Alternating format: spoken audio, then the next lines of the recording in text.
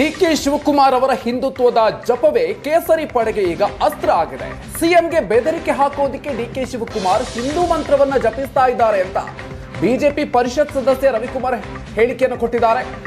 ಡಿಕೆಶಿ ನಡೆಯಿಂದ ಯಾರಿಗೆ ಬೆದರಿಕೆ ಅಂತ ಗೊತ್ತಾಗುತ್ತೆ.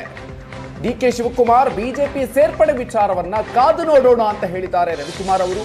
ಇನ್ನು ಖರ್ಗೆ ಆಕ್ಷೇಪಕ್ಕೆ ಕಾಂಗ್ರೆಸ್ ನಾಯಕರೇ ಉತ್ತರವನ್ನು ಕೊಟ್ಟಿದ್ದಾರೆ ಅಂತ ಬಿಜೆಪಿ ಎಂಎಲ್ಸಿ ರವಿಕುಮಾರ್ ಹೇಳಿಕೆಯನ್ನು ನೀಡಿದ್ದಾರೆ. ಆಲ್ರೆಡಿ ಹೊಡೆದಾಟ ಶುರು ಆಗಿದೆ. ಡಿ ಕೆ ಶಿವಕುಮಾರ್ ಅವರು ಈಶಾ ಫೌಂಡೇಶನ್ಗೆ ಹೋದರು, ಮಹಾಕುಂಭಕ್ಕೆ ಹೋದರು. ಯಾಕೆ ಹೋದರು ಎಲ್ರಿಗೂ ಕೂಡ ಗೊತ್ತಿದೆ.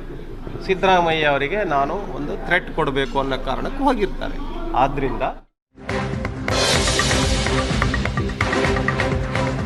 ಇನ್ನು ಡಿಕೆ ಶಿವಕುಮಾರ್ ಅವರ ಹಿಂದುತ್ವ ಅಸ್ತ್ರ ಬಿಜೆಪಿಯಲ್ಲೂ ಕೂಡ ಸಂಚಲನಕ್ಕೆ ಕಾರಣ ಆಗ್ತಾ ಇದೆ. ರಾಜಕಾರಣದಲ್ಲಿ ಏನ್ ಬೇಕಾದ್ರೂ ಆಗಬಹುದು ಅಂತ ಉಡುಪಿಯಲ್ಲಿ ಸಂಸದ ಕೋಟಾ ಶ್ರೀನಿವಾಸ್ ಪೂಜಾರಿ ಭವಿಷ್ಯ ನುಡಿದಿದ್ದಾರೆ. ರಾಜಕೀಯದಲ್ಲಿ ಯಾರು ಕೂಡ ಶಾಶ್ವತ ಶತ್ರುಗಳಲ್ಲ. ದೊಡ್ಡವರು ಏನ್ ತೀರ್ಮಾನ ಮಾಡ್ತಾರೆ ನಮ್ಗೆಲ್ಲ ಗೊತ್ತಿಲ್ಲ. ಒಳ್ಳೆಯ ವಾತಾವರಣದಲ್ಲಿ ಗಾಳಿ ಬೀಸ್ತಾ ಇದೆ ಅಂತ ಕೋಟಾ ಶ್ರೀನಿವಾಸ್ ಪೂಜಾರಿ ಅವರು ಹೇಳಿಕೆಯನ್ನ ಕೊಟ್ಟಿದ್ದಾರೆ.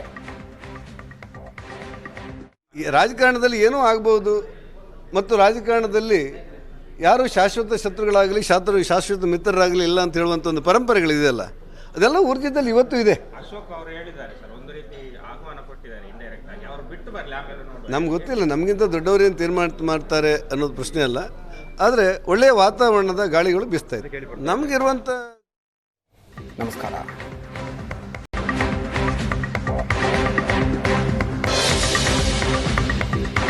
ಹಿಂದುತ್ವದ ಕಲ್ಪನೆ ಇದ್ದವರು ದೇಶ ರಾಜ್ಯವನ್ನ ಮುನ್ನಡೆಸಬೇಕು. ಹಿಂದುತ್ವ ರಾಷ್ಟ್ರದ ಕಲ್ಪನೆ ಇದ್ದವರು ಪುಣ್ಯ ಸ್ನಾನವನ್ನ ಮಾಡಿದ್ದಾರೆ ಅಂತ ಕುಂಭಮೇಳದಲ್ಲಿ ಭಾಗಿಯಾದ ಡಿಕೆ ಶಿವಕುಮಾರ್ ಬಗ್ಗೆ ಯಶ್ಪಾಲ್ ಸುವರ್ಣ ಸಂತಸವನ್ನ ವ್ಯಕ್ತಪಡಿಸಿದ್ದಾರೆ.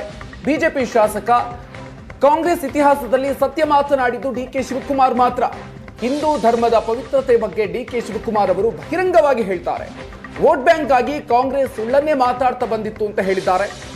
ಹಿಂದುತ್ವದ ಕಲ್ಪನೆ ಇದ್ದವರು ದೇಶ ರಾಜ್ಯವನ್ನ ಮುನ್ನಡೆಸಬೇಕು ಅಂತ ಕುಂಭಮೇಳದಲ್ಲಿ ಭಾಗಿಯಾದ ಡಿಕೆ ಶಿವಕುಮಾರ್ ಅವರ ಬಗ್ಗೆ ಯಶ್ಪಾಲ್ ಸುವರ್ಣ ಸಂತಸವನ್ನು ವ್ಯಕ್ತಪಡಿಸಿದ್ದಾರೆ.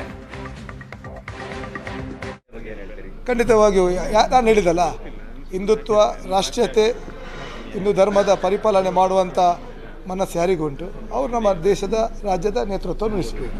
ಬಹುಶಃ ಇವತ್ತಿನ ತನಕ ಕಾಂಗ್ರೆಸ್ ಇತಿಹಾಸದಲ್ಲಿ ಸತ್ಯವನ್ನು ಮಾತಾಡಿದರು ನಮ್ಮ ಡಿ ಕೆ ಶಿವರ್ ಅಂತಕ್ಕಂಥ. ಯಾಕೆಂದರೆ ನಿಜವಾಗಿ ಹಿಂದೂ ಧರ್ಮದ ಪವಿತ್ರತೆ ಬಗ್ಗೆ, ಹಿಂದೂ ಧರ್ಮದ ಒಂದು ವಿಚಾರವನ್ನು ಬಹಿರಂಗ, ಏಕೆಂದರೆ ಕಾಂಗ್ರೆಸ್ನಲ್ಲಿ ಭಾಳಷ್ಟು ಜನ ಇದ್ದಾರೆ, ಆದರೆ ಯಾವುದು ಸತ್ಯವನ್ನು ಮಾತಾಡೋದಿಲ್ಲ, ಸುಳ್ಳನ್ನೇ ಮಾತಾಡೋದು. ಏಕೆಂದರೆ ಕೇವಲ ಮತ ಬ್ಯಾಂಕ್, ವೋಟ್ ಬ್ಯಾಂಕಿನ ಓಲೈಕೆ. ಆದರೆ ಡಿ ಕೆ ಶಿವರು ಸತ್ಯ ಸಂಗತಿಯನ್ನು ಬಹಿರಂಗವಾಗಿ ಮಾಧ್ಯಮದ ಮುಂದೆ ಹೇಳಿದರು. ಅವರ